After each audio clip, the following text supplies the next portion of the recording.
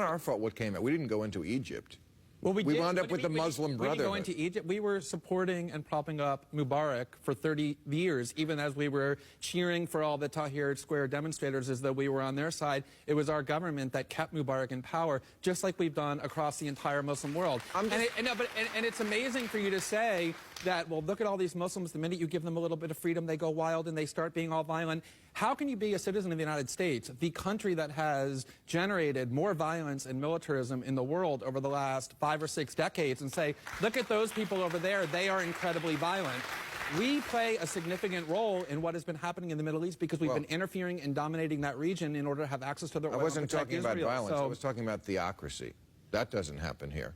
No, well, okay, that doesn't happen here, but at the same time, Iran isn't invading lots of other countries and occupying them for a decade, nor are fundamentalist Muslim countries the way the United States is. So these things are interlinked because we are continuously interfering in that part of the world. And so to say... Really, it's all our fault? It's not all our fault, but when you send your military for 6 straight decades into other countries to bomb them, kill their children and women and innocent men, prop up dictators, yeah, you take responsibility for your actions and say, to the extent that that region... That religion goes back 1,000 years before our revolution, so I don't think we can take all the blame. I don't think we should. I think we should take a lot of it. And there's lots of bodies and corpses that have been piled up in the name of Christianity and Judaism as well.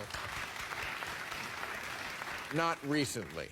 Have you heard of the occupation of the West Bank and Gaza for the last 50 years, motivated in part by extremist views of Judaism, or the wars in Europe, or the fact that there were generals in the United States saying we have to go and invade and destroy Iraq, a country of 26 million people, because our God is bigger?